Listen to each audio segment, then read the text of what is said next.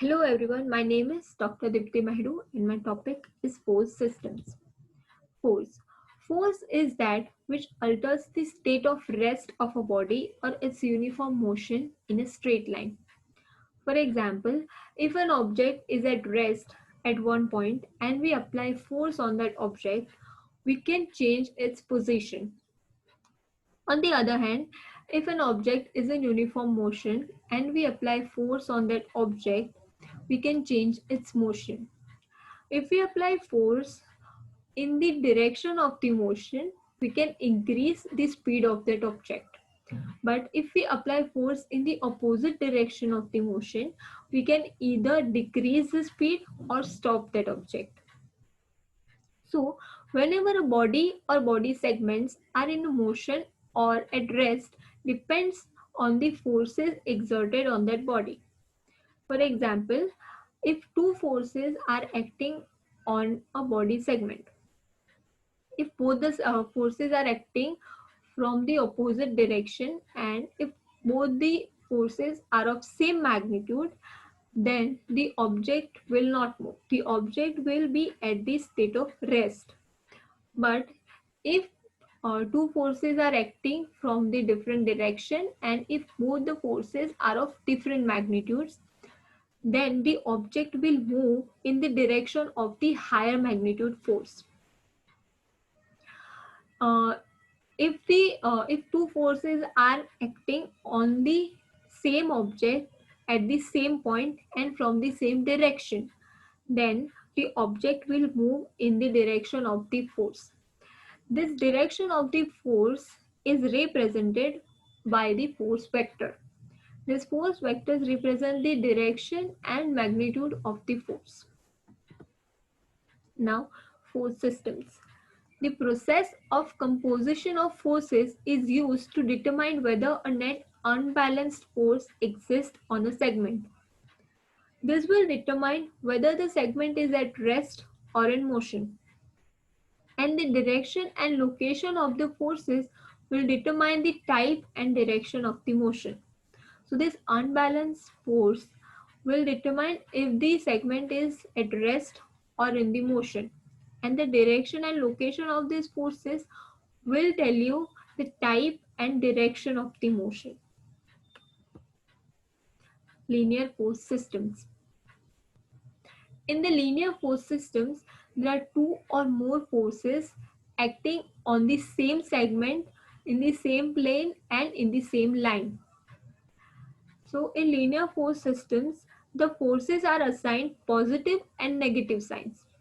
So all the forces that acts in the upward direction, forward direction and on the right hand side, they all are assigned positive signs. And all the forces that acts in the downward direction, backward direction and on the right hand side are assigned negative signs. Forces in the same linear system can be composed into a single resultant vector.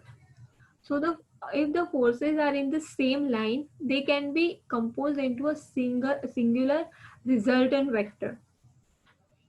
Vectors in linear force systems are collinear and coplanar. So here, as we can see, this vector represents the force, gravitational force, and this represents the force from the weight put segment on the leg. So they both are in the same line. Okay.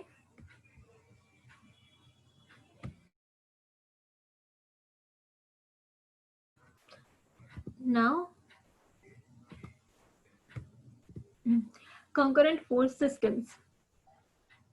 In the concurrent force systems, two or more vectors apply to the same object that are not collinear but they intersect at some point. So, concurrent force systems are quite common.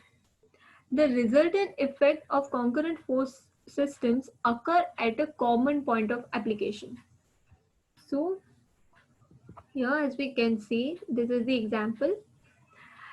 This is the force exerted by ACL and this is the force exerted by PCL.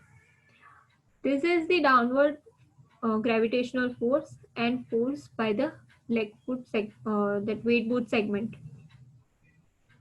So the ACL force from the ACL and PCL. So these vectors are extended. This dotted line represents the extended vectors. So they intersect at this point, right? So as they have said here, the resultant effect of the concurrent force occurs at a common point of application. So here, this is the common point of application. So the resultant vector would be in this direction. Here will be the resultant force. So this is the resultant force or concurrent force. This is the gravitational force and the weight put segment. Tensile forces. Tension in any passive structure or joint capsule is created by opposite pulls on the same object. When any force is pulling the same object in the opposite direction, then tensile forces would occur. So for example, pulling a rope which is not attached to anything will not create any tension in the rope, no matter how hard or lightly we pull, as there is no counter force. So for example, if we are pulling a rope which is not attached anywhere, then there will be no tension in that rope. The rope will easily accelerate in the direction of the pull. But if the rope is tied to an immovable block of cement, then there will be two forces applied to the rope. So here, as we can see, if the rope is attached to this immovable block, then two forces would be applied on this rope. One from this man's hand and the other from this block. Both these forces are applied by the two objects that are in contact with the rope. So both these objects are in contact, right? The magnitude of both the forces are same with the opposite direction vectors as the rope is in state of equilibrium. So imagine if the magnitude of the force from this block is 110 Newton, then the magnitude of the force exerted by this man's hand is also 110 Newton. But both these forces are in the opposite direction, as these vectors represent. These are in the opposite direction. So this rope is in state of equilibrium and the tension will be same throughout this rope. See, the tension will be same throughout the rope. If the person pulls the rope with higher magnitude, the rope will break, and once it is broken, there will be no tension in the rope. So here the man was pulling it with 110 newtons. But if the man pulls it with 200 newtons magnitude, then the rope will break and there would be no tension in the rope. As we can see, there is no tension, it's loose. This is the example. So this downward direction vector shows the force exerted by this leg in the downward direction due to gravity. So this leg will pull this capsule in the downward direction, and this femur attachment to the femur would pull this capsule in the upward direction. So there will be constant tension in this capsule. Distraction forces. A distraction force is directed away from the joint surface to which it is applied. It is perpendicular to its joint surface and leads to the separation of the joint surfaces. So distraction forces separate the joint surfaces. The joint distraction force cannot exist in isolation. Joint surface will not separate unless there is a distraction force applied to the adjacent segment in the opposite direction. So here is the example. This gravitational force and weight force will pull this leg in the downward direction, and this table will pull this femur in the upward direction. So there will be distraction force as both the segments are pulled in the opposite directions. Now, as they've said here, joint distraction force cannot exist in isolation. Now imagine if the table is not uh, pulling the femur in the upward direction, if it is not stabilizing this femur, then the entire segment would accelerate in this downward direction due to gravitational force and the force by this weight board. But as the table stabilizes and pulls the femur in the upward direction, there is distraction force created. Okay. Now joint compression and joint reaction forces.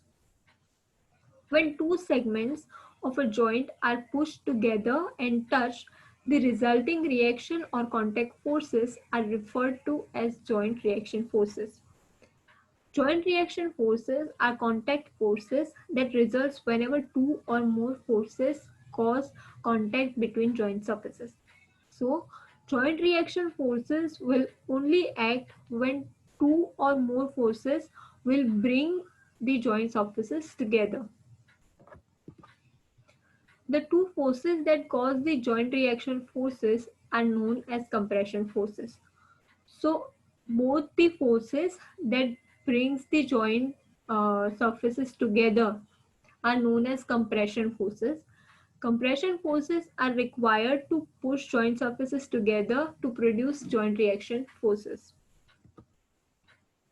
Now shear and friction forces.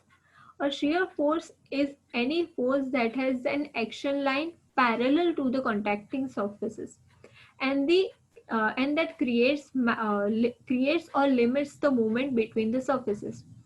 So any force which has the action line parallel to the contacting surface is known as shear force.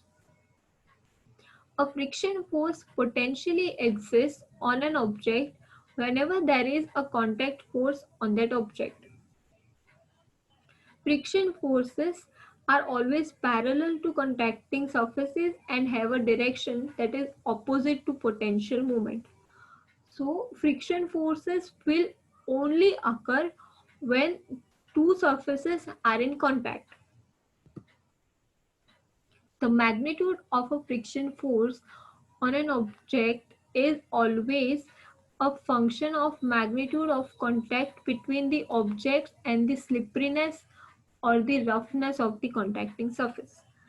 This simply means that the magnitude of friction force depends upon the slipperiness or roughness of the contacting surfaces. So here as we can see, this is the foot plate and this is the foot. So shear force would be in this downward direction as it is always parallel to the contacting surface. And friction force will always be in the opposite direction of the movement. So friction force would be always in the opposite direction, right? This is the friction force of the foot plate and friction force of the foot. This is another example. As this box is steady, there are two forces acting on it. This downward direction force is the force of gravity, and this upward direction force is the force exerted by the floor to this block. Now, as the man tries to push this block in this direction, this downward direction force is the gravitational force. This upward directional force is the force exerted by the floor to the box. And this left hand side is the force exerted by this man to push this block. And in this direction is the friction force, as friction force is always opposite to the direction of movement. So this is the direction of movement and this is the friction force opposite to that. Okay. Now parallel force systems. A parallel force system exists whenever two or more forces applied to the same object are parallel to each other. So when two or more forces are parallel to each other and they are applied on the same object, then only parallel force system will work. The torque generated by each force is determined by multiplying the magnitude of that force by its distance. The torque generated by a force of constant magnitude may change if the force is moved closer or further from the point of constant.